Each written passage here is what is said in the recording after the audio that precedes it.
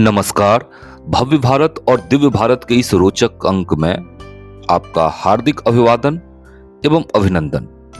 हमारी दुनिया बहुत तेजी से बदलते जा रही है। हमारे खान पान, रहन सहन, आचार विचार और विभाव अनुभाव भी तेजी से बदलते जा रहे हैं। बदलाव की इस बयार नहीं अंधर ने हमारी दुनिया में किताबों और पत्र पत्रिकाओं की दुनिया को उजाड़ कर रख दिया है। एआई और 5G के इस मोबाइल रिवॉल्यूशन ने पत्र पत्रिकाओं की दुनिया को उजाड़ कर रख दिया है। बच्चे और किशोर किशोरियों के लिए पत्र पत्रिकाएं आज अछूत हो गई है। क्या आप अपने घर में, अड़ोस पड़ोस में किसी बालक बालिका, किशोर किशोरियों के हाथ में नंदन, चंपक, सुमन सौरभ, बालहंस, विज्ञान प्रगति जैसी पत्र पत्रिकाएं इन दिनों देख रहे हैं? आखिर कहां गई ये पत्र पत्रिकाएं? क्या इसका प्रकाशन बंद हो गया है? निसंदेह कई ऐसी राष्ट्रीय पत्र पत्रिकाएं हैं जो किशोरों के मन को एक समय में गुदगुदाया करती थी और इस पत्रिका के बिना किशोर और किशोरी रह ही नहीं सकते थे। उनके सुख दुख के साथी थे। उनकी भावनाओं को एक साथ समेट के अभिव्यक्त करने वाली पत्रिका आज दम तोड़ती जा रही है। उसका प्रकाशन बंद होते जा रहा है।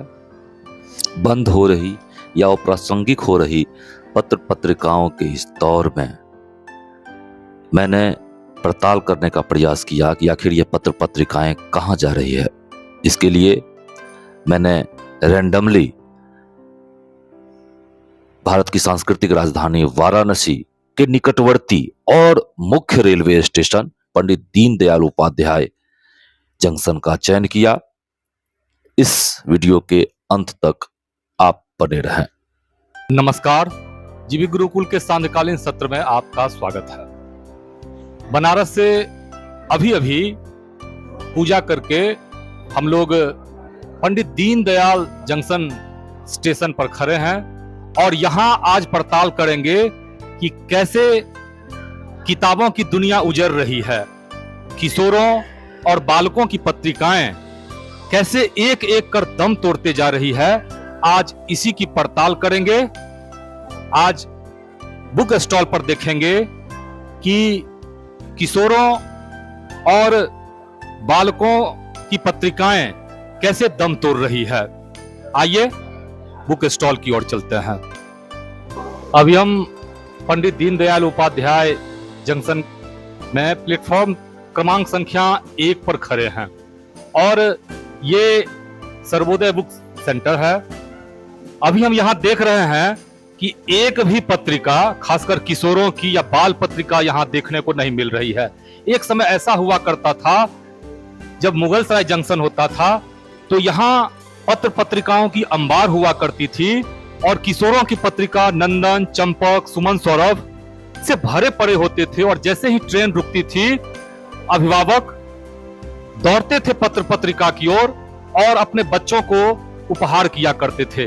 लेकिन समय का पहिया घूमा और जैसे जैसे मोबाइल का साइलेंट रेवोल्यूशन आया वैसे वैसे किताबों की दुनिया उजड़ने लगी और आप देख सकते हैं कि 5% बच्चे ऐसे नहीं हैं जिनकी अभिरुचि पत्र पत्रिका की ओर हो। पत्र पत्रिकाएं हमारे सांवेगिक विकास में, बच्चों के सांवेगिक विकास में महत्वपूर्ण भूमिका का निर्वाह करती है। और ये कितनी मजबूरी है। सामने कैमरा दिखाएं जरा सा। ये बुक स्टॉल है और निश्चित रूप से किताब बेचना, किताब का विक्रय करना अब घाटे का सौदा हो रहा है और इस घाटे की भरपाई के लिए सामने देखें ये रेल नीर इस स्टॉल से बिक रहा है। यानी किताबों की दुनिया उजड़ रही है और अब यह मुनाफे का व्यापार नहीं रहा और ये पानी के बोतल इस घाटे की भरपाई में सहयोग कर रही है। अब देखते हैं कि गत वर्ष ऑक्सफोर्ड यूनिवर्सिटी हर वर्ष एक शब्द इजाद करता है। वर्ष 2024 में ऑक्सफोर्ड यूनिवर्सिटी का एक शब्द था brain rot. Brain rot means मानसिक सरांध। आने वाले दुनिया की सबसे बड़ी समस्या मोबाइल जनित बीमारी है, में आगाह कर रहा है, हमें फिर से पुस्तकों की दुनिया की ओर लौटने के लिए प्रेरित कर रहा है। लेकिन क्या हम पुस्तकों की दुनिया की ओर लौटेंगे या फिर वही मोबाइल की दुनिया में ब्रेन रॉट की समस्या से ग्रसित हमारी नई पीढ़ी को एक नई बीमारी देंगे और वह बीमारी होगी ब्रेन रॉट की बीमारी होगी। क्या हम सुधरेंगे, हमारी नई पीढ़ी को मोबाइल के एडिक्शन से बचाएंगे और उन्हें किताब की दुनिया की ओर ले जाएंगे? ये हम पर निर्भर करता है।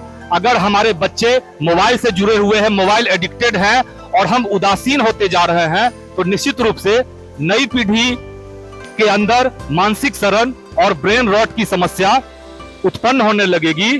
बहरहाल हम अपने बच्चों को कैसे पत्र पत्रिकाओं की दुनिया से जोड़ें? क्या इस प्रश्न का जवाब आपके पास है या फिर इस संदर्भ में आप अपना कोई सुझाव देना पसंद करेंगे? कृपया अपना बहुमूल्य राय अवश्य दें। मेरा तो यह सुझाव है कि अपने बच्चों को बर्थडे में अनिवार्य रूप से पत्र पत्रिकाओं और पुस्तकें भेंट करें। अगर आप अपने बच्चों को पुस्तकों और पत्र पत्रिकाओं के प्रति प्रेम पैदा करने में सफल हुए, तब आप एक सफल अभिभावक साबित होंगे। इस अंक में फिलहाल इतना ही। अगर आपने भव्य भारत और दिव्य भारत को अब तक सब्सक्राइब नहीं किया है तो सब्सक्राइब अवश्य कर लें।